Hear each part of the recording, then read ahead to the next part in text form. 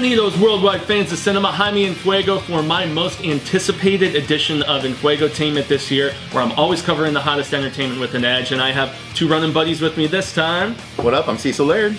I'm Jacob Hawkins. It's been a while since you've been on one of these with me, and these are actually two of the guys that I saw last year's Star Wars resurgent film, Force Awakens. Now, does this mean that Star Wars is going to be your most anticipated movie every year? No, not necessarily, but Okay. just for the sheer fact that this was a side story that I always found fascinating, we are going to be talking today about Rogue One, a Star Wars story. Our rebellion is all that remains to push back the Empire.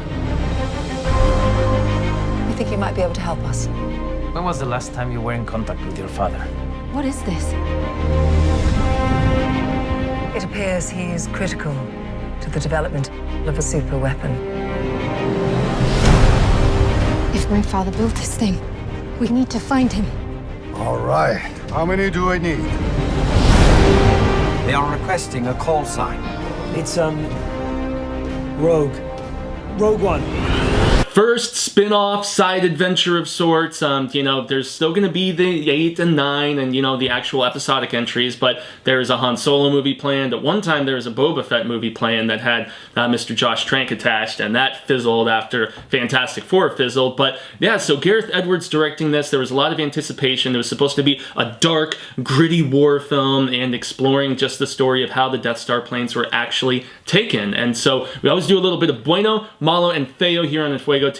I was so tempted to just spoil this throughout, but we're actually gonna try to keep it, you know, spoiler free until the very end in the Feo section, where we cover a little bit of the ugly that some of you who have not seen the film yet might be curious about. So, but if I'm gonna jump into the Bueno right off the bat, story, despite being one that we were all obviously a little bit familiar with, I thought it was fascinating where there's been so many nitpickers who have talked about why would they build this big structure, and there's a little linchpin, there's something, it's got an Achilles heel, it's got a weakness, that's dumb, why would they build it that way? It was so fascinating to see the story behind how that happened, and that's a credit to Mads Mikkelsen's character and his daughter, who kind of carries on the fight after he gets he's essentially a brilliant designer of sorts, architect, whatever. He's helping construct and build the Death Star, and he escapes and doesn't want to help anymore, but he's kind of taken back in against his will. His daughter escapes, who we later find out to be Miss Felicity Jones, and she grows up to be Jyn Erso, who is kind of our new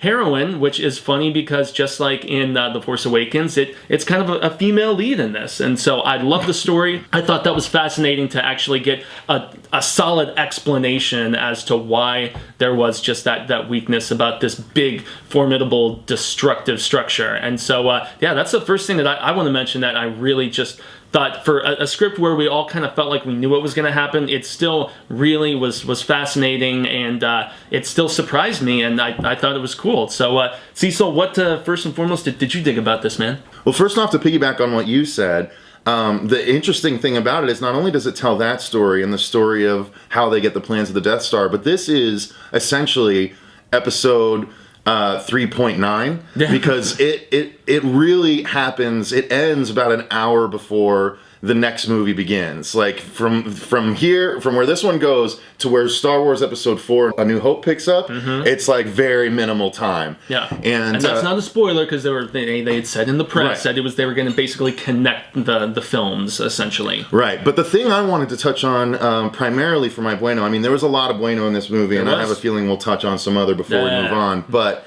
what I wanted to say about it is that I found it really interesting because it's the most warsy, I think, of any of the Star Wars movies, in that it really focused on the grunts rather than some mythical chosen one. Yep, there's no Luke Skywalker, there's no Anakin Skywalker, there's no Rey, blank. And that's not to say there aren't likable characters in this, because there's an abundance of them. No, but my point is they're all sort of the front lines people, or the people, you know, it tells the story of how in the trenches, man. Yeah, how your average non-force powered person can have such a positive and important effect in this Star Wars. Absolutely. Yeah, I thought that was great as well. Jake, what about you, man? What's the first Bueno, the good thing that comes to mind? Well, not to ruin anything, but I was a little skeptical about the director because I hadn't seen it much by him, and I know he's more a visual director of visual stuff. And Gareth Edwards, Godzilla remake director. The visuals in this movie were incredible. I know we saw it at the IMAX and the best place to see it, but It helps. wow, it was. They did an excellent job with like the battle scenes, and like you said, that was something I didn't expect it to be as much like space battles. That was. Oh, I don't want to ruin anything, but No, and they were great space battles, which is one thing that, you know, if you go back to the prequels, which I rewatched right leading up to this, there's really only the space battle at the beginning of Revenge of the Sith, which is like at the tail end of the Clone Wars, and that's really it. There's not a lot of other space battles. Even if you think The Force Awakens, was there really a lot of space conflict? Not really, so... No, and not only that, but they divided the conflict very interestingly between the space and the stuff happening on the beach. Very similar to Jedi, where, you know, there's the fight up on the Death Star, you know, the more personal fight. But I wanted to say, like, you're playing off of how it's like an hour before that happens. Like, I've never seen, like, out of all these movies, the episode 1, 2, and 3, and then 7 or whatever, I felt more a connection to the continuity of, like, how it goes. Like, it was like, boom, this is where the first Star Wars starts, where episode 4. A New Hope, yes. And I'm actually going to echo what you were saying about just the visuals. I loved all of the breathtaking scenery that we got to see in this, whether it was beaches or whether it was rainy, dimly lit planets where they're, you know, going to these, like, Imperial prisons and stuff like that. I mean, unlike the prequels where you saw all these brightly lit, diverse places, they looked really fake. And I was happy that, you know, they have returned not just in, you know, the scenery, but also in, like, you know, some of the practical on the creatures that we saw on some of these planets. They look badass, and you could tell there was a little bit of, like, additional CGI maybe to brighten it up or to make it have just a little bit more sheen or chicness. But, I mean, they looked really good, and using the basis of practical, similar to what JJ did with Force Awakens, I thought was really good. Yeah, absolutely. And you know, another thing that I'm going to sneak in here if I can. Yeah. All the Easter eggs. Tons. I mean, there was so many. And the first one you see, it's like, wow, I wouldn't have expected that at all. Like, some of the Easter eggs, you're like, okay, that makes sense. I would have expected that. Two of them in particular, I was like, yeah, okay. But one, I was like, whoa, that's really cool. And that's for people that are really paying attention to some of the earlier movies and stuff like that. The very first movie, if it's the one that I think you're referring to. Yeah, I think it probably is. It's just a little flash in the crowd almost, but for the perceptive ones, you'll be like, ha! Yeah, exactly. So, you know, seeing a lot of returning characters and seeing the fact that this, not only was it a prequel to 4, but it really was a natural bridge between the prequels and the old trilogy. Yeah. You know, there's characters even. You know? Yeah, and the characters I was really compelled by in this, you know, whether it was K2SO, I think was Alan Tudyk's robot. He surprised me. He was amusing, but he also had heart, and he was basically a reprogrammed Imperial droid that the Rebels had, and he did a hell of a job. You even leaned in, like, near the middle of the film, and you're like, is that Alan Tudyk? And I had already seen the credits, so I knew it was him, but it didn't even register to me because he made the character so much his own. Yeah, I'm used to seeing him do voices in so many different things, but... He does video game stuff, too. Video game stuff. Yeah. Also, he was King Candy and Wreck-It Ralph. I mean, he's been in a lot of stuff, so he is hilarious. But yeah, that character was great, and he was one of my high points too, so I'm glad you brought him up. Yeah. Any characters that you felt really just stole the show a little bit? Donnie Yen also. Oh, he was great as the blind. He wasn't quite a Jedi, but he was very... almost like a Maz Kanata, very tuned into the Force. Yeah, I'm one with the Force, and the Force is one with me. So good. I can't think of the characters' names. That's a bad thing. I was looking up on my phone. I was trying to get all of them. But who's the little guy, like that little small guy when they first go into the city? That was like, gun? What was that his name? No, with the gun. Like the gun. Yeah, they didn't mention his name in the movie, but he was one of the little creatures that was shooting when they were at. That was great. That would like threw me back to when they had the little guy back in like Return of the Jedi. That was on.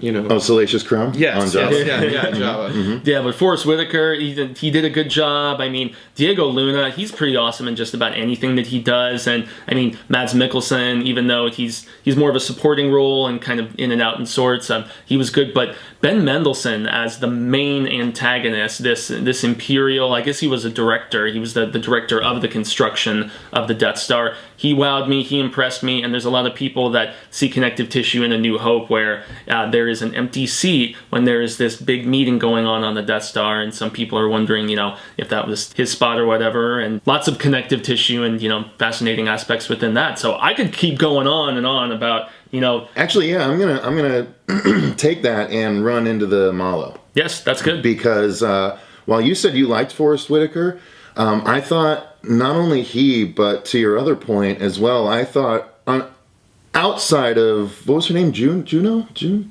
Okay. Or so, yeah. Outside of Jin, I thought that the characters were a little shallow. Really? Yeah, I mean, I thought one kind of impressed me. Like, I thought he was turncoaty because one of the soldiers that ends up accompanying Jin most of the way does something pretty awful early on. But then as the movie went on and I realized it was more of a war story, it was showing sort of the down and dirty deeds that some of the soldiers have to do. And it wasn't necessarily something he wanted to do. They even mentioned it at one point in the film. We've done things, for the rebellion that we're not proud of. But I mean, war is nasty and despicable. Right. We have to do horrible things. But outside of him and Jin, K2SO, outside of those three, I thought everyone else was pretty surface level, and I thought Forrest Whitaker was way over the top. He chewed the hell out of scenery. He did, he did. But it worked for me. Yeah. Right, well, there you go. Yeah. MALO, for you, any bad stuff that you could mention? Stuff that you didn't necessarily think worked as well, or they could have improved upon? Man, I loved everything really about it. Like, I loved it way more than the episode 7. I actually did too. I like this better than The Force Awakens. But I think I had way higher expectations for episode 7, and this one didn't look anything about it. I just wanted to not set any bar too high or whatever. But I did think that it was kind of weird when I don't know the character's name, but the Jin's dad, when they first get to the planet, like, they kill his wife and everything, and then he's just like, "Oh, I'm gonna make the Death Star." Like, well, no, but it already started. She explained it that he knew someone was going to do it if he didn't, and if he did it, he could put the flaw in. And I get that, but it was just trying to make the seems best of a really crappy situation. Right, exactly. Yeah. And I thought that was actually smart. I thought the same way as you. I was like, at first, but then when they kind of explained that later, I was like, yeah, that does make sense. And man, this, that maybe what some people might consider a MALO would be that the theme of this movie was sacrifice. Big time. Because there is lots of it going on in this movie. Mm-hmm. I mean, lots of characters sacrificing themselves for others, characters sacrificing themselves for the greater good, all kinds of different things that... Yeah. And that's why I think a lot of people are comparing it to Empire. Yeah. Because it's definitely a darker entry in the saga. Much more so, especially compared to Force Awakens, which had, I mean, not that there weren't the occasional lighthearted moment here, but they were really few and far between compared to some of the goofiness that we saw in The Force Awakens here and there. And so, yeah, much more serious and somber tone. I think at times the film, especially in the middle section, it dragged just a little bit. I agree. That was one my of the eyes were things that I closing was just gonna a mention. tiny bit at times, yeah. Yeah, so that would be a bad thing, pacing issues here and there, and, where they're, like, jumping from planet to planet on the paper trail, that was rough basically. At first. And when they were trying to establish everyone, and everyone is on a different planet or, settlement or whatever. Yeah, there's a clue here, there's a clue there. And, I mean, we've seen that before in these movies, but, yeah, it just felt like... It felt really... by the books. Yeah, well, it felt too rapid for me. Like, there were too many jumps that, I feel like they should have, consolidated their locations somehow if they could. Yeah. I really like the fact that, like, episode 1, 2, and 3, and then, like, 7 and onwards, like, this is standalone. And it wasn't like, oh, we're going to have to wait for this to come or whatever. Like, it was sacrificed, but it ended, and it was like, what's coming next or whatever. It's not going to be like they're going to draw something out or they're going to make a sequel to this. Yeah, there's no whatever. road to.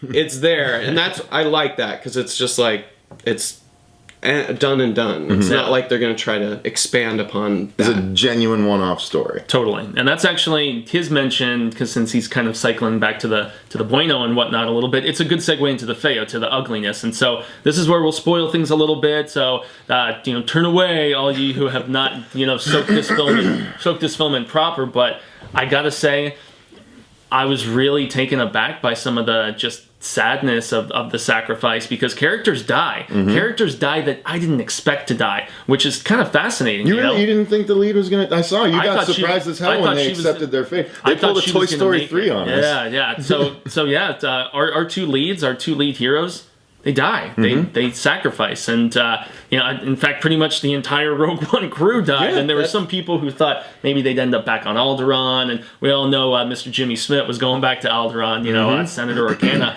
who I thought was really cool to see him.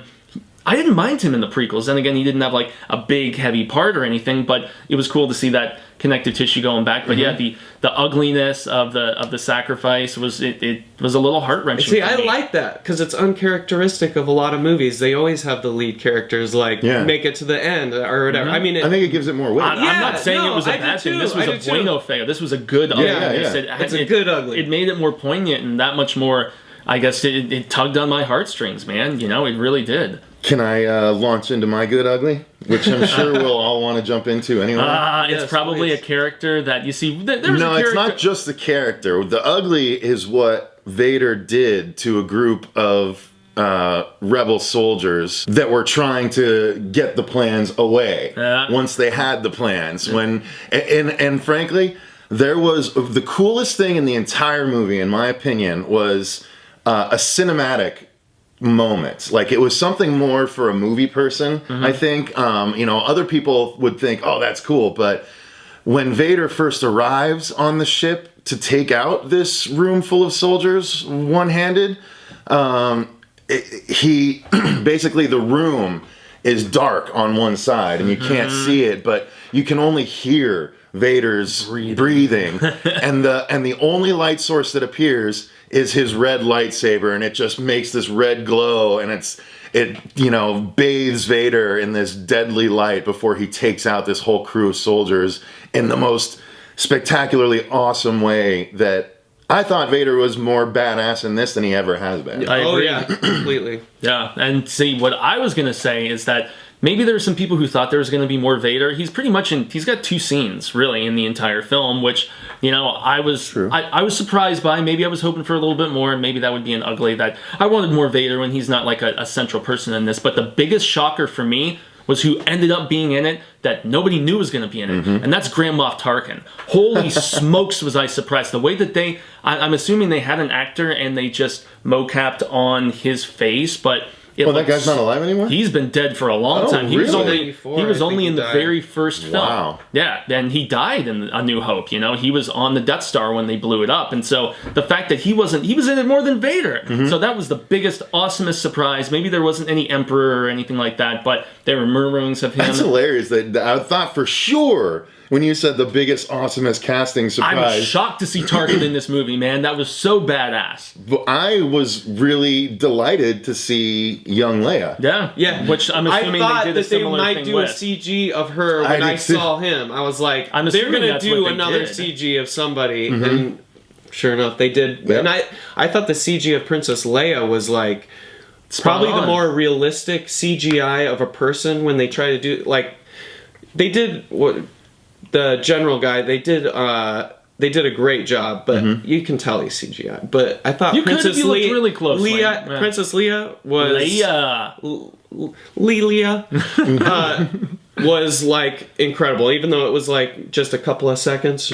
Hope. I think if she'd moved around a little bit more, you would have seen the same slight fakeness of Tarkin. But, I mean, that was the biggest surprise for me, was that I had no clue that he was going to be in the movie, and more in the movie than even Vader was. So that was cool. Another cool aspect of Vader was, I thought his containment tank was so cool. Where you got to see him. When they first walk into his room, you don't realize that's what it is, because there's this big tube of blue liquid, and they walk in. It's not like the shell that we saw in Jedi, or was it Jedi that we saw? Revenge of the Sith. No, I'm talking about from the first, when we first. Anyway, well, maybe it was. I think it's just Jedi when he's in the shell and the head and the helmet gets put on him. Yeah. Oh yeah. From behind. I was expecting that when they were going to walk in, but no, he was in this tank, or it was this tank of fluid, and when the officer starts to report, you just see Vader's like head and shoulders like press against the glass. It looked freaky as hell. So, but then when he came out of the tank too, you saw that he was all limbless and everything. And I don't know, I really dug. That was like a horrific presentation of Anakin. Well, it held true to the end of Revenge of the Sith, you know, where he's got his legs sliced off and, you know, he's just mangled and burned, and it was good. And it was cool to see that he had kind of taken up residence at the place where he got sliced up. I'm assuming with all the molten lava and stuff that his little Vader castle of I'm pretty sorts sure he was that called same it, it was planet. something 4, and I'm pretty sure it was the same one. No. I was impressed with this, man. I mean, is there any other spoilers, stuff that you guys want to mention? I thought all the space battle stuff specifically, there was a point at which they disable one of the Star Destroyers,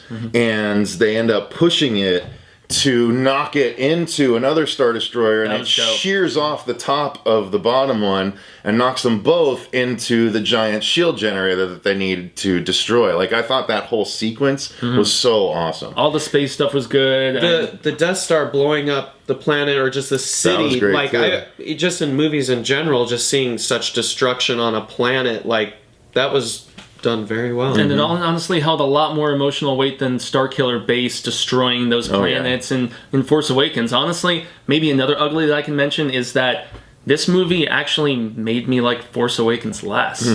Because I felt like it was a superior It was like, thing. they can be original with a new Star Wars exactly, movie. as opposed to remaking A New Hope like they did, and I'm sure I'll get some flack for that. But I love The Force Awakens, but this felt more like its own thing. It really did. I feel like Harrison Ford's character was more like Han Solo was pushed. It felt more forced. And in this, it seemed like they just put him in there. Like it wasn't. They were side characters. They weren't the main characters. Like the underdogs, these people that don't use the Force, they're just like the grunt work. That was cool. I like that. And we do get a brief glimpse of both C-3PO and R2-D2. Yeah, little cameo there.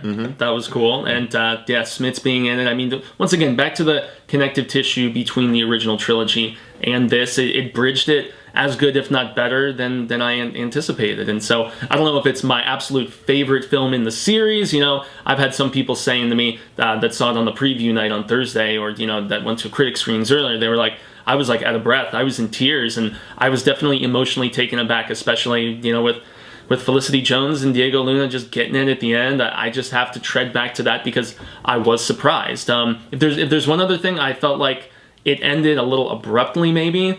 And, you know, back to some of the sequencing issues and the pacing and whatnot, there were heavy reshoots for this film, and so I'm curious how much in tone was changed, or, you know, I mean, there were scenes in the trailer like where she's like, I rebel and stuff like that. Wasn't in the movie. You know? Some scenes where the stormtroopers were just walking in the water on the beach weren't in it either. A couple of things like that. And those Death Troopers look dope, but yeah, that's another ugly that just makes me curious about, you know, Disney interference in Lucasfilm and just how they fashion the product. Would it have been better? Would it have been worse? About the same? Who the hell knows at this point? Maybe we'll get some deleted scenes once it actually hits Blu-ray and digital and stuff next year. But as a whole, Certified Fuego, man, this was awesome, and I liked it better than Episode 7. Agreed. Mention some more of those golden nugget cookie things that you're talking about. Easter eggs. Easter eggs. Well, that first one I was talking about was the two dudes from the bar. He doesn't like you. Oh, yeah. I don't like you either. Yeah, exactly. Albeit younger versions of them both, but that was cool.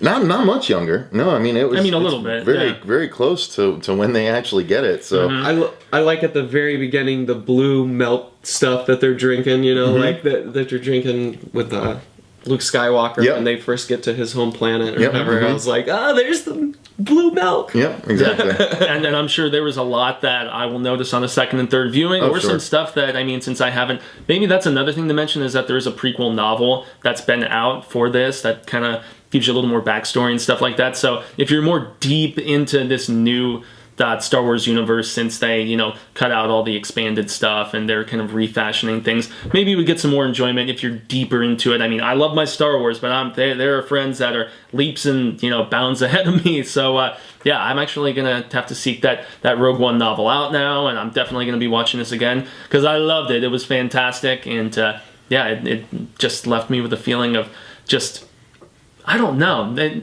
not so much peace, but just a satisfaction, I guess. And it actually, I tried not to get my expectations too high, and still, man, it exceeded them. So pretty badass. So I'm going to use that as a wrap up, guys. Extend the grande gracias to all of you for checking out this this review with some spoiler action here at the end. And I'm also going to extend a grande gracias to Jake Hauser. Thanks for Mr. Well, whatever the hell your last name is now. I can never remember. I'm just kidding. This is a man of many aliases here. Thanks for being a part of the review, man. Call me Doogie. There you go. And also, I got to extend the gracias to CECIL, who is here with me on Enfuegotainment. But we also have a project together that he heads up that he's going to give you guys a little rundown about. It's called The Horror Show at youtube.com/The Horror Show channel. It's a YouTube horror variety channel, essentially, where we do movie reviews, how-tos, comedy sketches, celebrity interviews, trailer reactions, weekly news, all kinds of great stuff, all under the horror umbrella, so check it out. Yes, please do. Make sure to like, share, and subscribe, all that jazz. I've been Jaime En Fuego. You can find me on Twitter, Instagram, Facebook, here on YouTube, obviously. Show some love. It is greatly appreciated, and until our next journey into a galaxy far, far away, amigos, hasta luego, but let's make it sooner rather than later. I look forward to it. Peace.